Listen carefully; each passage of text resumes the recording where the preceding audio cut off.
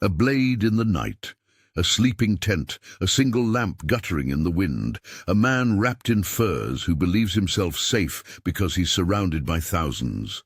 Then a shadow moves, a simple thrust, and the world tilts. The message left behind is not a body, but a sentence written in fear. No place is safe. This was the language that the Nizari order learned to speak, one person at a time, against rulers who trusted in walls and numbers, rather than in the brittle calculus of targeted violence. Reconstructed from contemporary chroniclers, a cold night on the edge of a Mongol winter camp. A junior commander falls silent, his throat cut before sentries can react. In the morning, tents are searched and questions multiply. Who could move inside the ring of wagons? Who could cross the steppe under the shadow of the world's most mobile army and vanish? That singular act poses the central paradox of this story.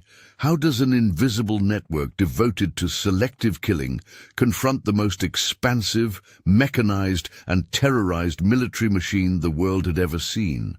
How, when stones can be leveled and cities burned, can a dagger in the dark force strategy and revenge from empires built on cavalry and siegecraft? If you want more long-form historical deep dives like this, subscribe now and stay with us while we unpack the clash between shadows and storms. The fortress and its founder, Hassan at Alamut. Early context. By the time the name Alamut entered the maps of medieval chroniclers, it had already been rendered as a symbol, a mountaintop fortress and a doctrinal laboratory for revolutionary means. The founder commonly credited with building that name into a political force was Hassan-i-Sabah, also rendered as Hassan ibn Sabah, hereafter Hassan. In the landscape of fracturing Seljuk authority and shifting loyalties, Hassan transformed a slender ridge of fortified castles in northwest Persia into a state within a state around the late 11th century. Hassan's movement did not resemble a classical army. It began as a sectarian and political revolt rooted in Ismaili Shi'ism, more precisely in the Nizari branch of Ismailism, which emphasized esoteric leadership and a tightly knit loyalty to an imam or master. Yet to reduce the Nizari enterprise to theology alone is misleading. Hassan combined doctrinal cohesion with a set of practical innovations: the deliberate capture and fortification of high, difficult positions, the cultivation of highly motivated agents trained for infiltration, the use of assassination as a strategic instrument rather than an act of chaotic violence. Alamut itself, a precipitous fortress clinging to a cliff above the valley of Rudbar, offered security in altitude and in the difficulty of approach. From such perches, small bands could exercise influence far beyond their numbers by targeting the decision-makers who held power in cities and at court. The theory was simple and brutal. A single killing of a vizier, general, or ruler, carried out with precision and political timing, could unbalance a polity more cheaply than any pitched battle. Recruitment and indoctrination, as described by later medieval chroniclers and a few surviving administrative notes, suggest an organization that prized linguistic skill, discipline, and a willingness to accept sacrificial assignments. Scholars disagree over the precise nature of initiation rites and claims that the order used mind-altering drugs or staged paradisal illusions to bind novices. These sensational accounts are reported in several medieval sources and repeated in later European retellings, but modern historians mark such stories as debated. Some view them as polemical fabrications used by opponents to discredit the Nizaris. Others see traces of ritual that have been misread. On this point, the evidence is inconclusive, indefinido in its specifics. Operationally, however, the order's methods are less disputable. Cells, often drawn from local populations, were embedded in cities and court circles. Agents adopted disguises and mimicked professions to gain proximity to high targets. Killings were surgical, usually limited to the chosen victim and immediate witnesses. The organization's leadership understood reputation as a form of force. The knowledge that the Nizari could reach a vizier in his own palace was itself a weapon, a force multiplier that terrified rulers and reduced their willingness to act freely. Early dramatic strikes illustrate the effect. The killing of Nizam al-Mulk, the powerful Seljuk vizier in 1092, has long been linked to the Nizari movement. Contemporary accounts differ on motives and precise perpetrators. Some chronicles implicate the order directly, while others leave the perpetrator ambiguous. Regardless of who struck the blow, the assassination of such a visible figure had the political impact the Nizaris sought. Destabilization and fear at the heart of governance. The legend of the assassin entered courtly imagination and diplomatic calculus alike. The Nizari did not seek to expand by conventional conquest. Their expansion was strategic: capture a few impregnable castles, dominate nearby passes, and place a handful of dedicated operatives within rival courts. In military terms, the order resembled a network more than an army, distributed, compartmentalized, and designed to survive even if individual nodes were destroyed. Historians frequently describe this arrangement in terms borrowed from modern counterintelligence, cells operating under a central doctrine, but able to survive decapitation attempts by decentralized continuity and local autonomy. Importantly, the order's targets were not limited to Muslim rulers.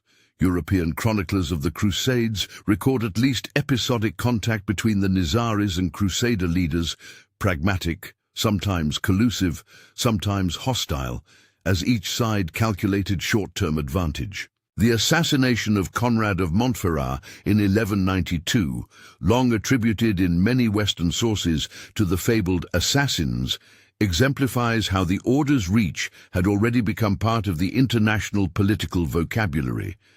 Assassination was no longer a regional tactic, but a diplomatic variable, one that could intersect with far-flung wars and alliances. 2. The Mongol transformation, mobility, organization, and the logic of terror. If the Nizari exploited the smallness of killing and the mythic power of invisibility, the Mongols perfected the opposite: an expansive capacity to move masses of cavalry, to impose intelligence across broad spaces, and to convert terror into a strategic instrument. The Mongol transformation of steppe warfare under Genghis Khan, Temujin, and his successors reorganized armies into highly mobile, disciplined formations and blended traditional nomadic tactics with systems of administration and engineering borrowed from conquered peoples. By the early 13th century, Mongol armies were no mere raiding bands. They operated in highly structured units, decimal systems of tens, hundreds, thousands, and 10,000s that allowed for flexibility in command and impressive responsiveness across distances. The composite recurve bow, superior horsemanship, coordinated use of feigned retreats, and exceptional logistics, stocked supply trains, relay stations, and an insistence on adaptability meant the Mongols could sustain campaigns in varied terrain. When they needed to besiege a city, they did not improvise. They brought engineers, siege engines, and technicians from across Eurasia, including Chinese master engineers who knew how to build counterweight trebuchets and to manage complex logistics. Mongol strategy also incorporated terror as policy. To induce the surrender of cities and to deter rebellion, Mongol commanders often made examples in the most public terms. Massacre, deportation, and the destruction of urban infrastructure could be tools to break resistance without incurring the costs of protracted occupation. Chroniclers, both the Persian historians who recorded the Mongol westward push and the later compilations of Rashid al-Din, describe scenes of utter devastation. Scholars warn that medieval numbers can be hyperbolic, and archaeological evidence yields a range of interpretations. Thus, precise casualty figures are often indefinido. Still, the effect on the political imagination was clear. The Mongol name carried a reputation as a deliverer of immediate and decisive violence. Leadership matters. When the great Khan Munka, transliterated also as Munka Monke, hereafter Munka or Monke in older sources, authorized a Western campaign, he appointed a commander suited to the scale, Hulegu, often spelled Hulagu or Julak in various sources, hereafter Hulagu, a grandson of Genghis Khan and a commander with experience in both military logistics and administrative incorporation of conquered territories. Hulagu's mandate, granted around 1251-1253, was expansive. Secure the Silk Road regions, neutralize potential centers of resistance, and project Mongol authority into the Islamic world in a way that combined speed with systemic governance. Mongol siegecraft evolved rapidly.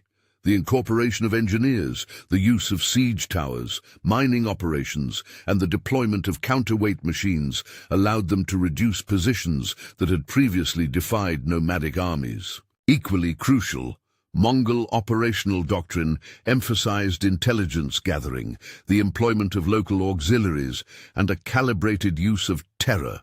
Sometimes a city would be spared if submission was immediate and its leaders helpful. Sometimes refusal meant annihilation. The logic was consistent: deter tomorrow's resistance by making the costs of defiance unimaginably high today. 3. Shadows meet storms, first clashes and the rising spiral. The first documented contacts between the Nizari order and Mongol envoys and detachments are scattered, tentative, and often mediated through the lens of chroniclers who wrote from the capitals afterward. What emerges in these accounts, however, is a pattern. When a force as mobile and lethal as the Mongol host met targets that knew how to kill individually and vanish, the result was a strategic mutual recognition punctuated by cycles of reprisal. Reports from several Persian and Arabic chroniclers, when read alongside later Mongol narratives, describe assassinations carried out in Mongol camps or at the edges of campaigns.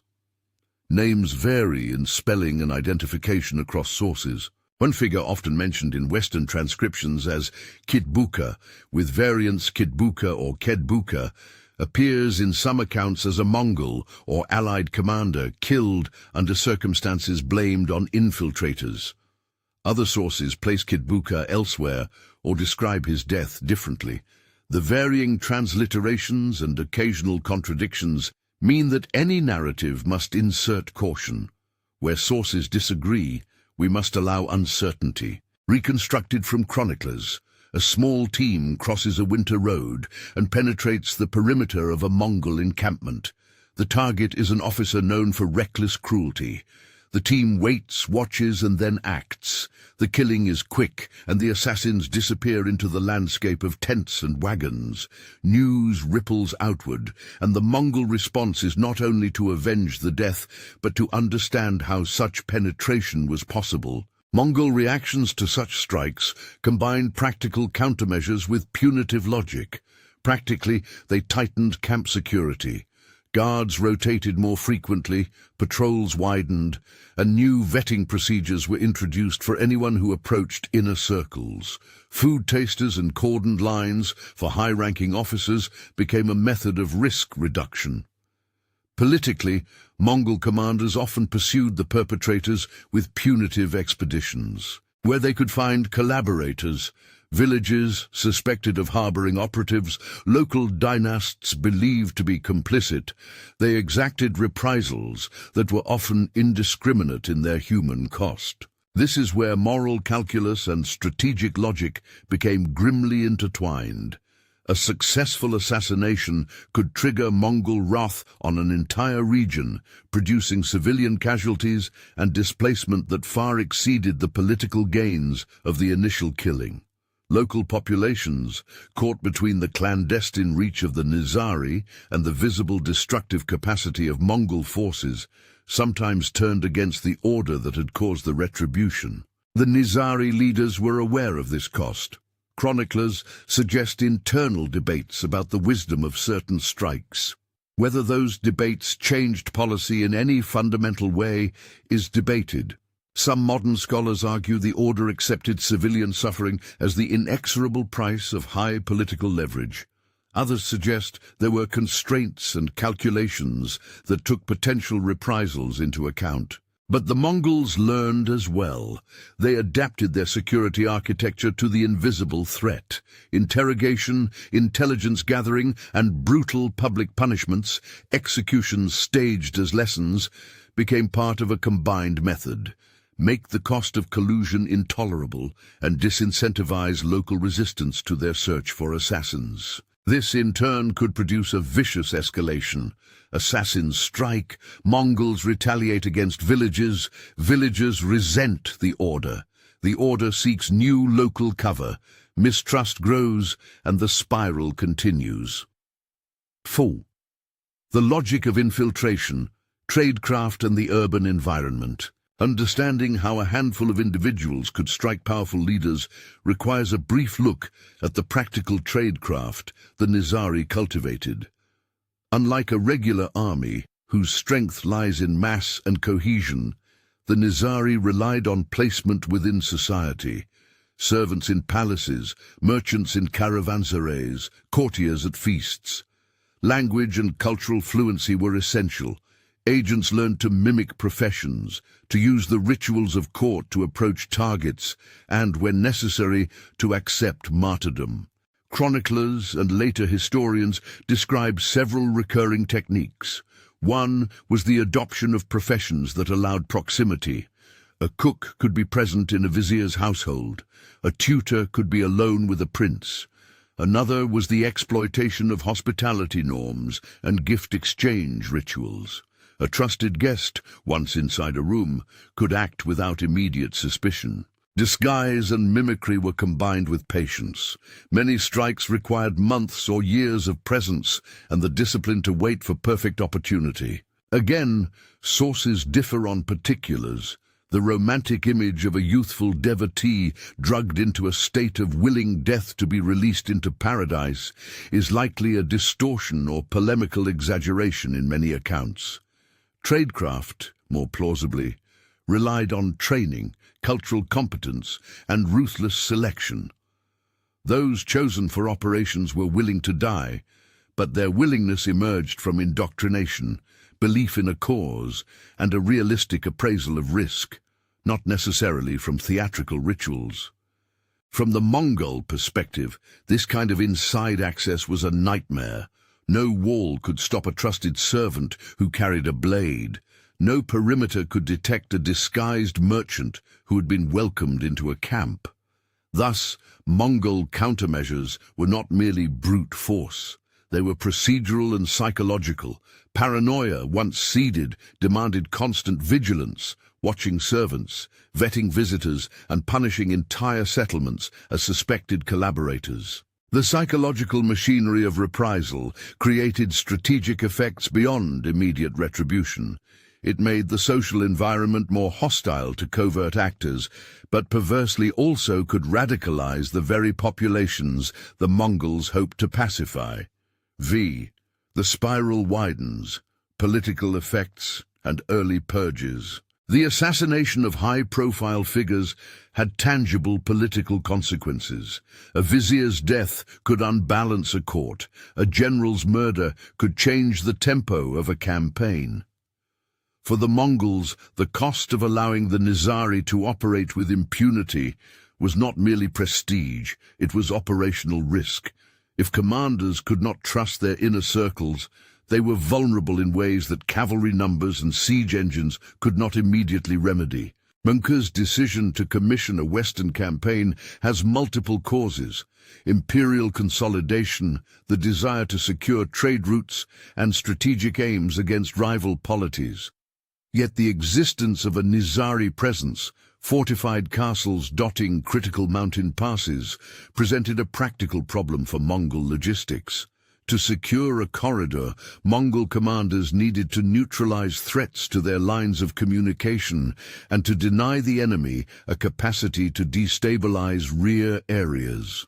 Thus the Nizari order, whose strategic logic made assassination a tool to reshape polities at low cost, became a problem that could not be tolerated by a force that required secure lines across vast territories. Early Mongol purges, when they suspected complicity, were often brutal and designed for deterrence. Chroniclers recount mass executions and the razing of suspected strongholds. Archaeological evidence is sometimes able to corroborate episodes of sudden destruction, though precise numbers of victims remain indefinido because of the fragmentary nature of medieval population data. The moral consequence was clear. Civilians bore the brunt of a conflict that at its core was between asymmetrical modes of political violence.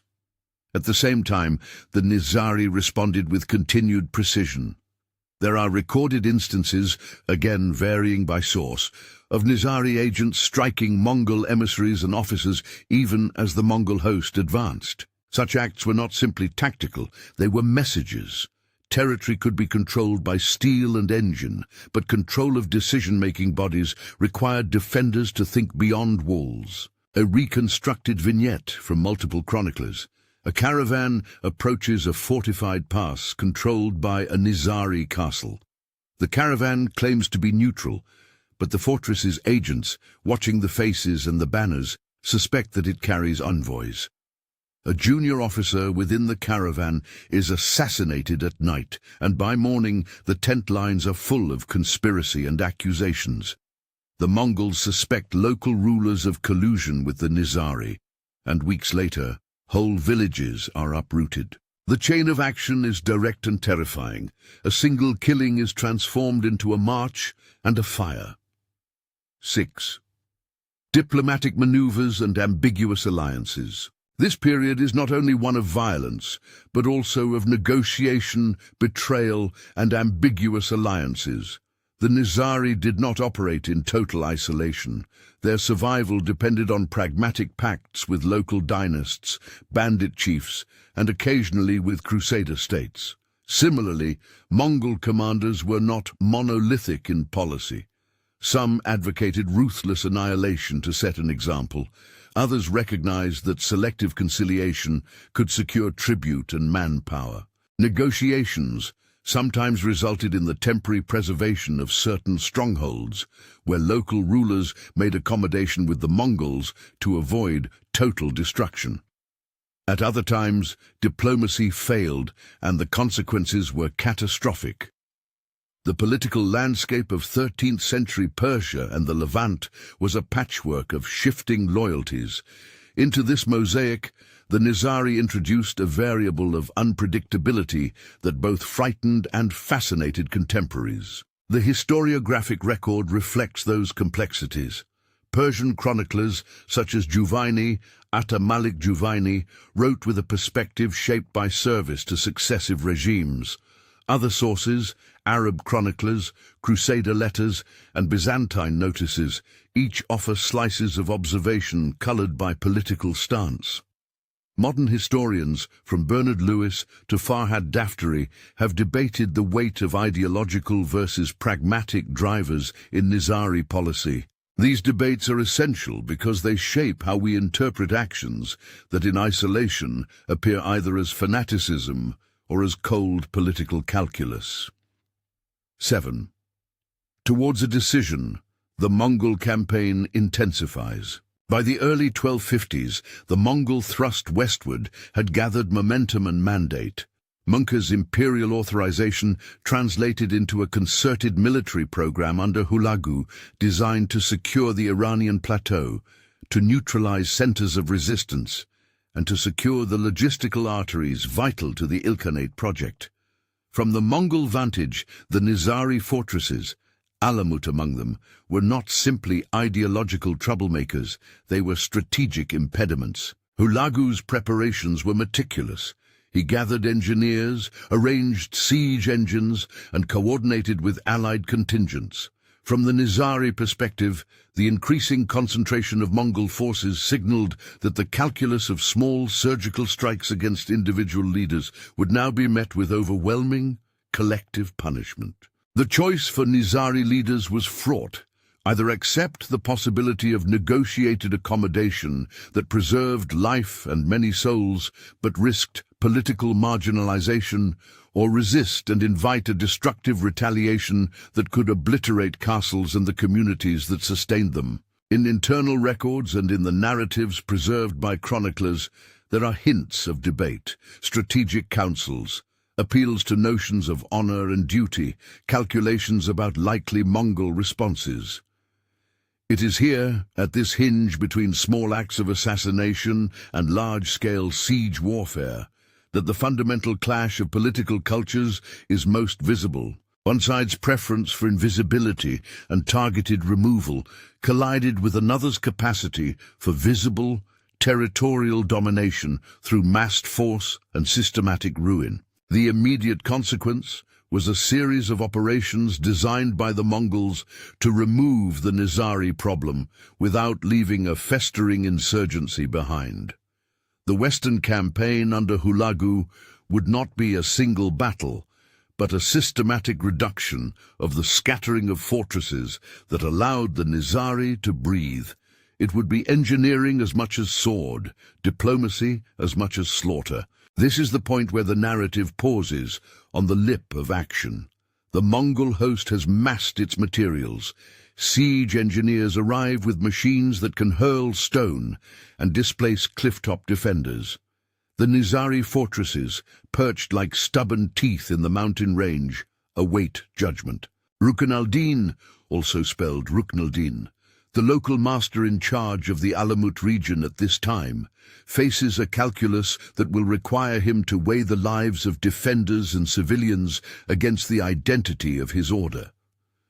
His options are profoundly limited, and chroniclers record his gestures with ambiguity, offers to negotiate, symbolic acts meant to preserve life, and decisions whose motives remain contested. Reconstructed from chroniclers, in the shadow of Alamut's walls, messengers arrive and depart, emissaries from Hulagu, and replies scrawled in the flicker of campfires. Inside the citadel, young fighters sharpen blades, and elders consult the scrolls of doctrine.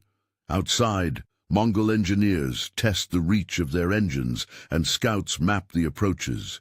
The mountain seems to hold its breath. We stand at the hinge of two strategies: the clandestine calculus of assassination and the overt machinery of siege. One side counts on the silence of knives. The other counts on the loud certainty of engines of stone and flame. Which calculation will prove decisive? Which will leave a more lasting mark? The collapse of a fortress or the persistence of an idea that learned to kill in the dark?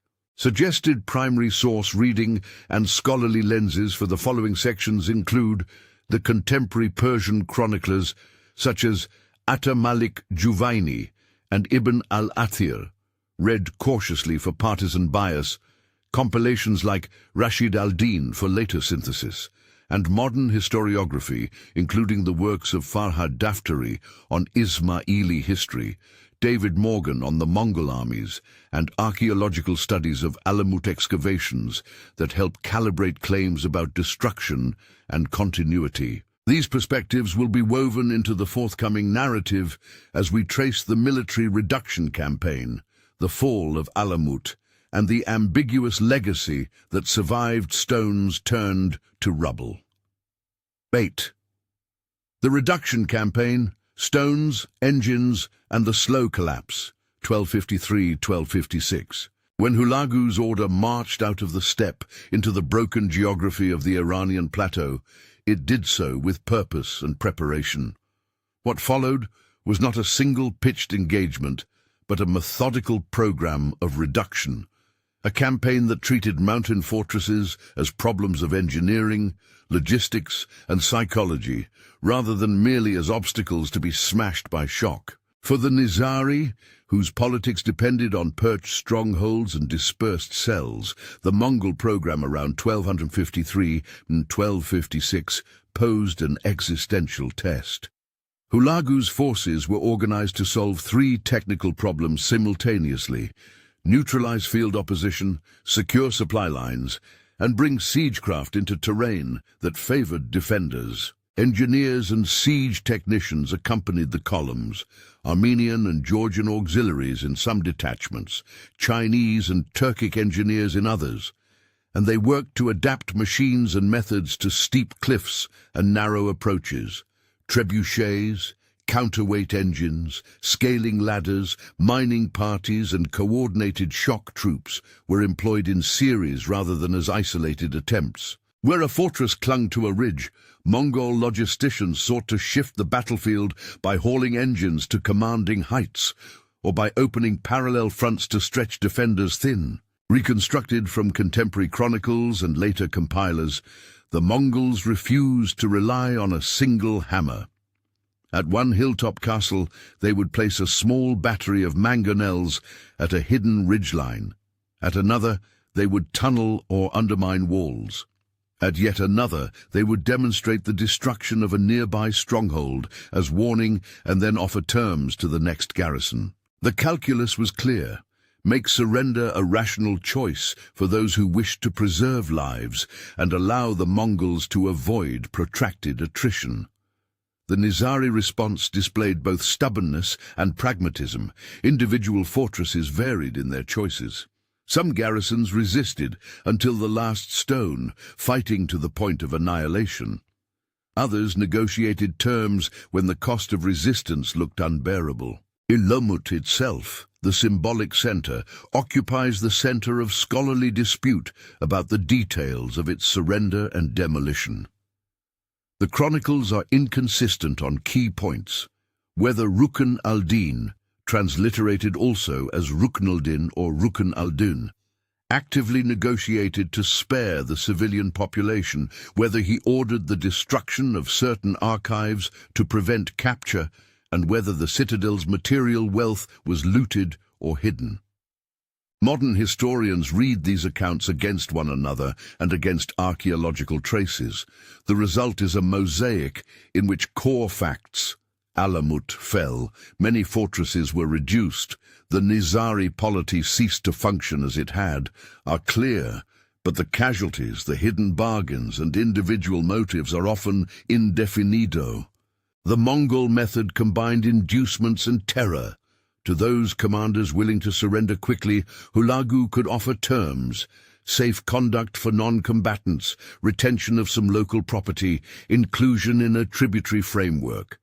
To those who resisted, the example of ruin was public and absolute. Chroniclers such as Atamalik Juvaini, who served in Mongol administration and wrote with a perspective shaped by that role, described scenes of demolition and execution with both bureaucratic detail and rhetorical flourish. His account emphasizes thorough destruction. It is a primary voice for the claim that Alamut's strongholds were dismantled and that the Nizari political structure was ended. Other sources present variations. Some claim that certain libraries and records were preserved, or that some leaders were carried into Mongol custody, rather than put to immediate death.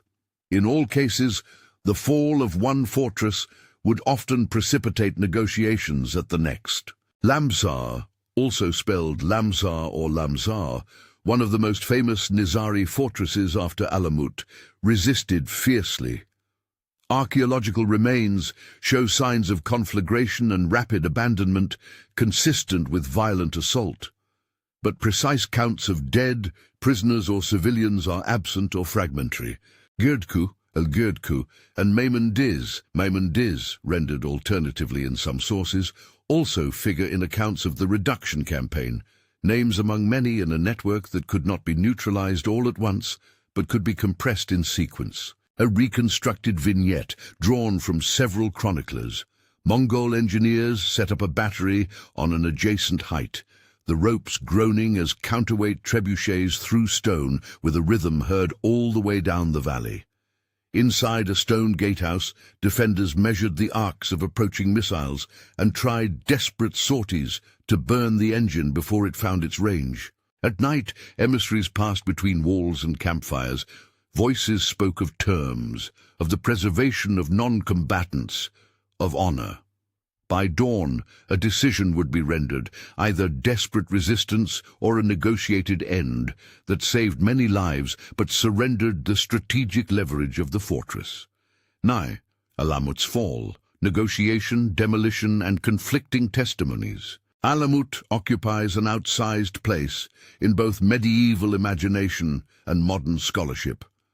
The citadel's fall in 1256, dates vary across sources. Some place the decisive actions between 1253 and 1256, others narrow to 1256 proper, became the symbolic wound that severed the Nizari polity from its territorial base. Hulagu's campaign did not end with a single climactic siege. It culminated in a systematic stripping of strongholds and a political unraveling in which Rukn al-Din's choices, whether to resist, bargain, or surrender, are recounted differently depending on whose chronicle one reads. According to Atamalik Juvaini, a chronicler who had a clear administrative affiliation and who wrote with Mongol patronage, Hulagu approached Alamut with a combination of threats and offers. Rukn al-Din, seeing the overwhelming force arrayed and concerned for the civilian population of the Rudbar Valley that sustained many of the citadels, negotiated terms. Juvaini's narrative emphasizes the thoroughness of the Mongol demolition, towers razed, vaults emptied, archives burned or seized, presenting the event as the deliberate dismantling of a political religious center. Rashid al-Din, writing later from a Mongol bureaucratic perspective, offers a complementary but not identical record. His synthesis sometimes echoes official Mongol rationale for suppression and rearticulation of rule. Other voices complicate that picture. Ismaili sources surviving in fragmentary form and later redactions sometimes present Rukn al-Din's actions as an attempt to preserve life. A negotiated capitulation intended to spare civilians while accepting the loss of stone fortifications. Some modern historians argue that the Mongol aim was not only to destroy, but to reconfigure, absorb the elite where useful, execute the most defiant, and reshape the political economy of the region through redistributed fiefs and new loyalties. The truth likely contains elements of both, deliberate demolition of strategic positions paired with selective incorporation of useful functionaries. What of the library and the intellectual treasures associated with Alamut? Medieval chroniclers are not unanimous. Fringe accounts, repeated in later European retellings, claim total annihilation of texts, the burning of esoteric treatises, and the obliteration of the Nizari intellectual corpus. More careful reconstructions, however, point out that some manuscripts were likely hidden, removed, or carried away by fleeing adepts. Other materials may have been appropriated by conquerors or perished, but without the wholesale destruction sometimes imagined.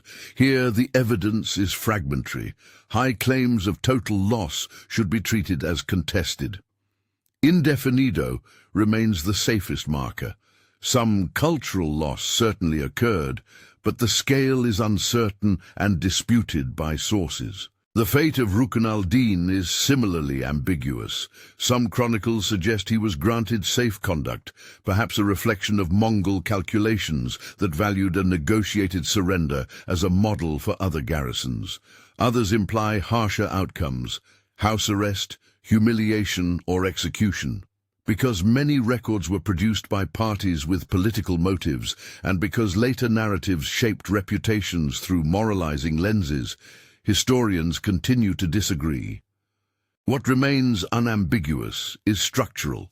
With the reduction of Alamut and neighboring fortresses, the Nizari order lost its territorial command.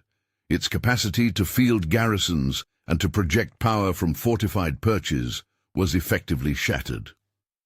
X. The human toll, civilians, women, children, and the price of asymmetry. As the campaign closed region after region, the human cost accumulated in forms that rarely figure in the numbers chroniclers favored. Military historians often map sieges, engines, and commanders. The lived experience of villagers, artisans, farmers and servants emerges only in fragments. Yet those fragments point to a grim arithmetic. The choice between targeted killing and punitive reprisal produced casualties among non-combatants that often dwarfed the political gains of any single assassination. Mongol reprisals, when they occurred, often took the form of mass execution, deportation, or forced resettlement. The rationale, from the Mongol perspective, was deterrence. If local populations knew that harboring covert operatives would invite destruction, collaboration with the new regime would appear the safer choice. The practical effect could be the opposite. Displacement created grievances, famine, and the collapse of local economies, outcomes that seeded long-term instability. At the same time, the Nizari pattern of assassination sometimes provoked these reprisals. Contemporary chronicles and later medieval compilers record episodes in which entire villages were punished for the acts of a handful of agents. Those chroniclers, writing often from elite perspectives, presented the logic of punishment as a necessary cost of stability or as moral condemnation of the Nizari method. Modern historians have been more likely to dwell on the ethical consequences.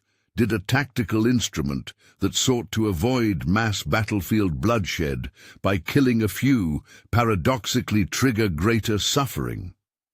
The answer resists moral simplicity. The Nizari considered assassination a politically efficient instrument, but the Mongol response exposed a brutal truth of asymmetric violence. When one side can impose mass suffering with impunity, small acts of targeted violence can catalyze catastrophe. The fall of Alamut and the Mongol march beyond Persia toward Baghdad and the Levant magnified these costs. The 1258 sack of Baghdad by Hulagu, though temporarily downstream from Alamut's reduction, is part of the same sweep of policy that subordinated local polities to a wider imperial logic. The Abbasid Caliphate's end produced an intellectual and human shock whose reverberations are still debated among scholars. That catastrophe did not hinge on the Nizari conflict alone, but the collapse of political order in the region and the broad acceptance of terror as policy by a conquering power created an environment in which cultural loss and mass death became instruments of remaking the world. Ikint. Organizational collapse and the survival of ideas.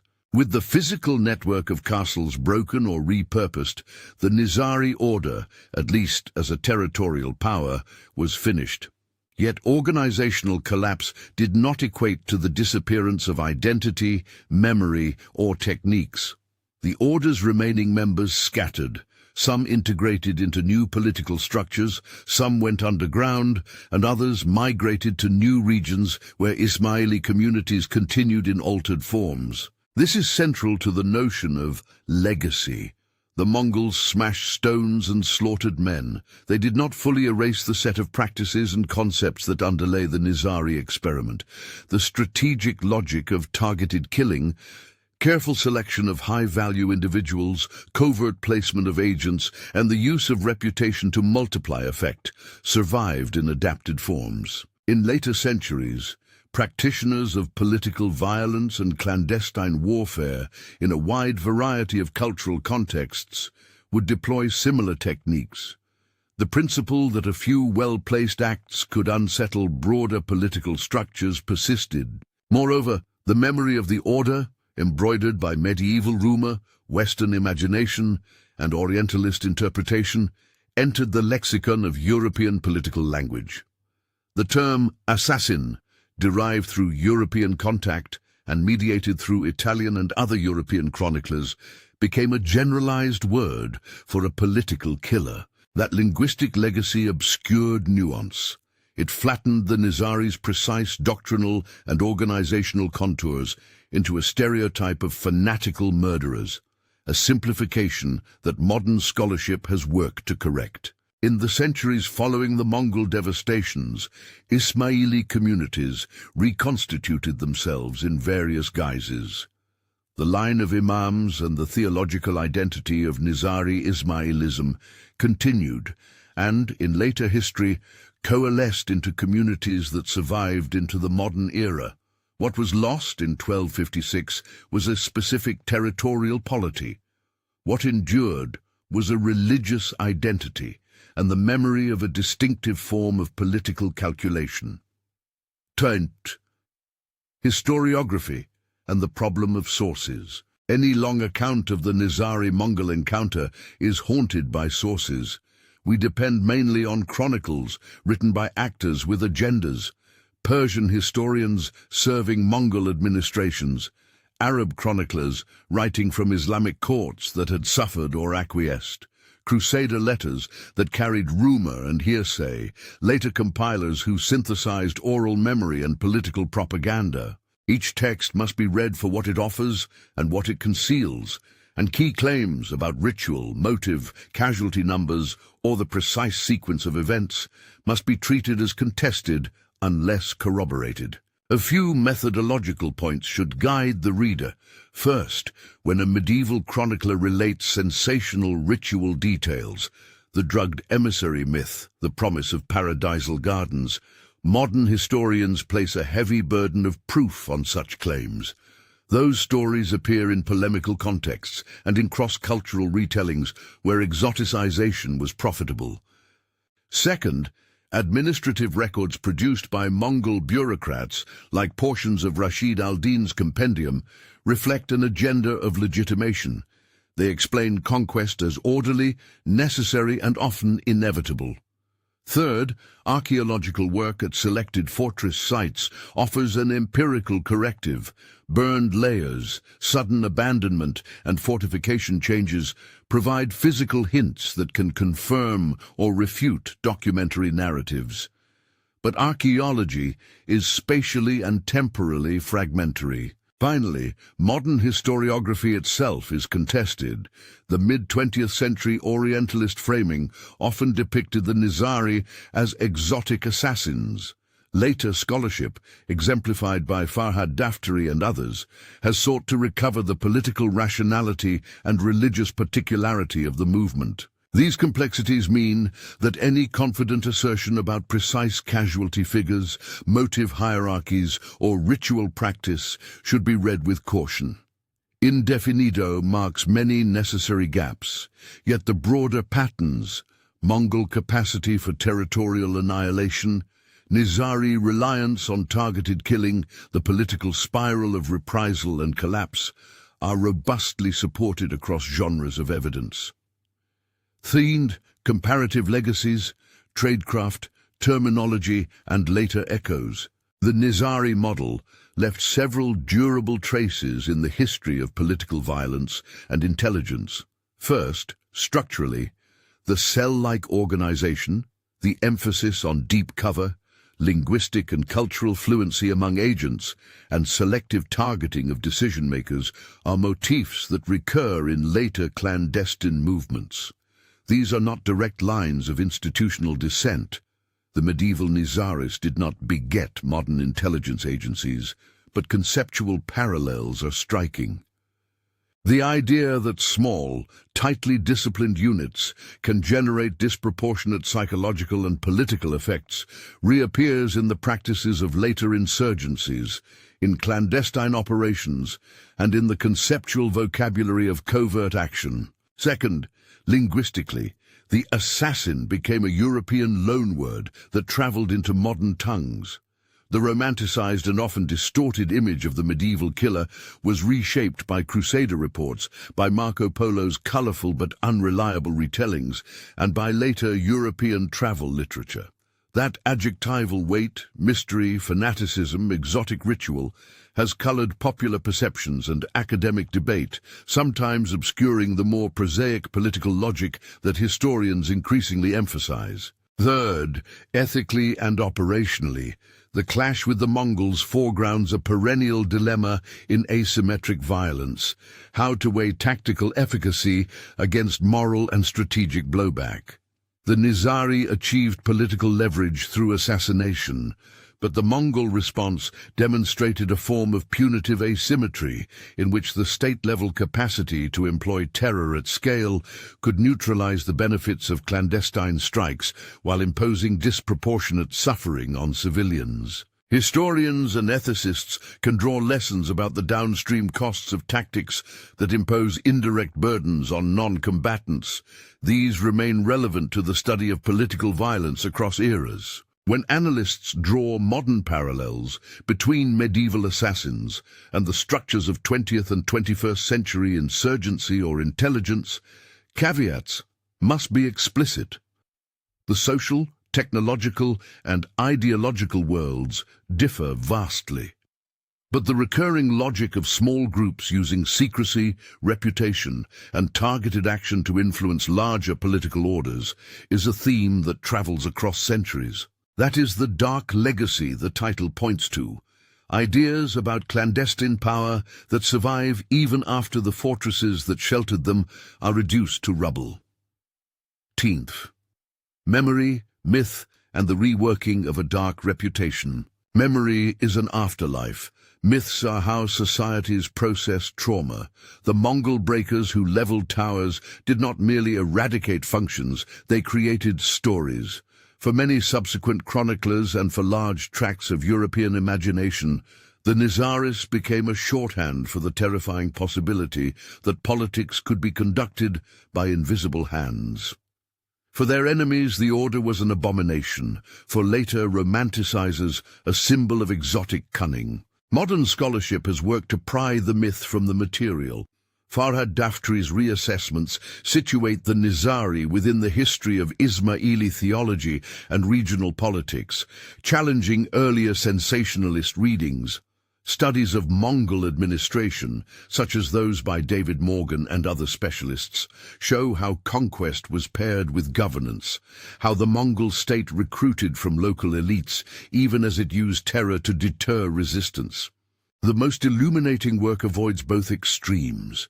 It neither exoticizes the Nizaris into caricatures nor reduces them to mere terrorists in a modern sense, but reads their practices in the light of medieval political logic. The result is a more textured memory.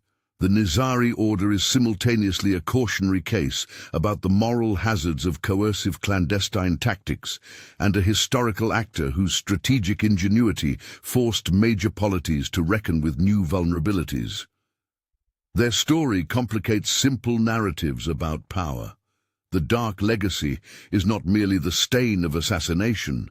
It is the recognition that political violence can persist as a doctrine long after its physical infrastructure is gone. Ufine, closing reflections, who won and what survived. If we measure victory by the control of territory and the removal of a rival's fortified bases, the Mongols won decisively. They reduced Alamut, dismantled many fortresses, and swept westward to remake the political geography of the Middle East. If we measure influence by the persistence of ideas and practices, the picture is more ambiguous.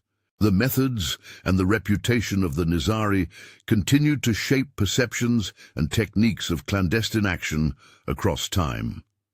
Their specific polity ended, but the concept they embodied, targeted political killing as a tool of asymmetric leverage, persisted in adapted forms. Moral clarity, however, is harder to find.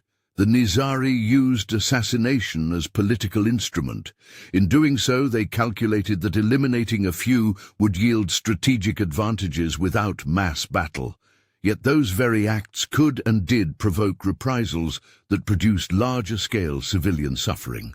Hulagu's response, engineered, relentless, and sometimes indiscriminate by modern standards, reveals the grim arithmetic. When one party can escalate to mass devastation, clandestine violence can trigger human costs that exceed intended political gains. The legacy is therefore double-edged. Stones crumble, citadels fall, archives are dispersed, and yet modes of political violence, reputations, and the lexicon of power remain. The Mongol storm could level mountainside fortresses. It could not, in the deepest sense, grind thought and method into oblivion. Final reconstructed scene, drawn from chroniclers and tempered by historiographical caution. A night after the surrender, the valley is quiet. Smoke from dismantled gates rises in thin streams. In a small room, someone counts the few manuscripts that survived, rolled and secreted away into a saddlebag. In another, a family loads a cart to flee toward a town now under new rule. In the Mongol camp, engineers plan the next march toward a city whose governor has yet to decide between submission and doom. The dagger in the tent has become a lesson imprinted on both sides. The visible and the invisible forms of power will forever measure themselves against one another. Final question and call to engagement. Was the crushing of Alamut a necessary act of strategic statecraft or a moral atrocity that magnified suffering? There is no single answer that satisfies both historical evidence and ethical reflection. Tell us what you think in the comments below. Debate the balance between tactics and consequence, between the imperatives of survival and the obligations to protect innocence. If you found this deep dive useful, subscribe for more episodes that untangle the complex knots of human history. Appendix A, Timelines and Key Dates, selected approximate. C, 1090s, Hassan I Sabah. Hassan establishes Nizari centers. Alamut becomes a key fortress. 1092, assassination of Nizam al-Mulk, reported in several chronicles, attribution contested. 1192, assassination of Conrad of Montferrat, often attributed to Nizari agents in Western sources, contested in detail.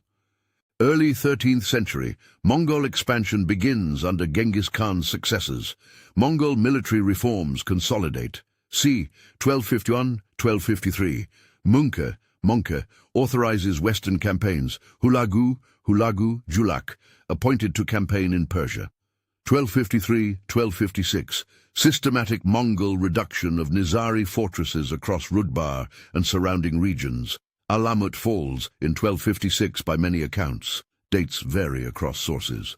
1258, sack of Baghdad by Hulagu's forces, temporal downstream consequence of Mongol westward policy.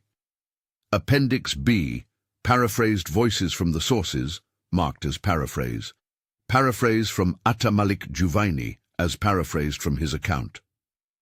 The approach of Hulagu was deliberate. Every fortress that resisted was put to sword or fire, and the citadels that had for years sheltered those who struck at rulers were dismantled to prevent further mischief. Paraphrase from Rashid al-Din's compendium. Documents and oral reports were gathered to justify the suppression of centers that threatened imperial security.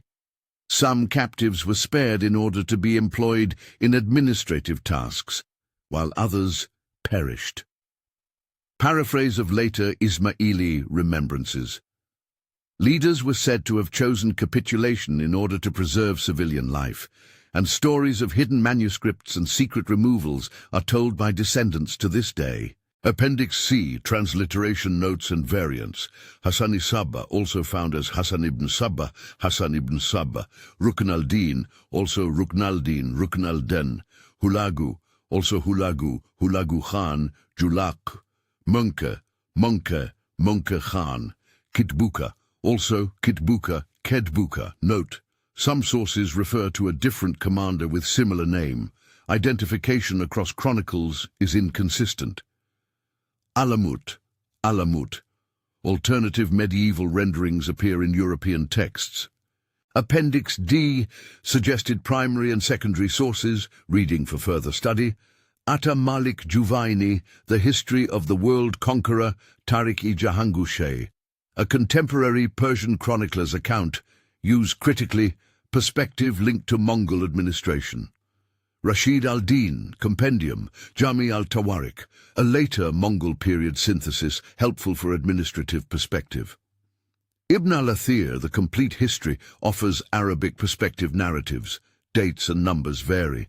Farhad Daftari, the Ismailis, their history and doctrines, modern critical reconstruction of Ismaili political and religious history. David Morgan, The Mongols, accessible treatments of Mongol military and administrative practices. Peter Jackson, The Mongols and the West, contextualizes Mongol campaigns in Eurasian politics. Notes on sources. The list above pairs primary medieval chronicles, valuable but partisan, with modern scholarship that re-evaluates earlier narratives. Any specific claim about ritual practice, casualty numbers, or motivations should be cross-checked across these genres.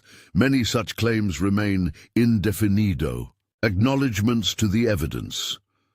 This narrative has drawn on the patchwork of chronicles, administrative records, and archaeological studies available to scholars.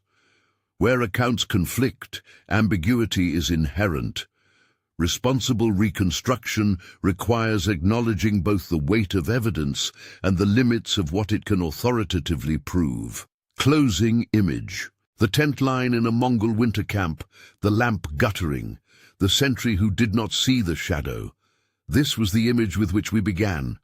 The final image is more complex. In the same valley, stones lie smashed and texts are secreted away. Survivors carry memory into new politics. New rulers stamp the earth with fresh banners. The blade in the night proved both potent and vulnerable.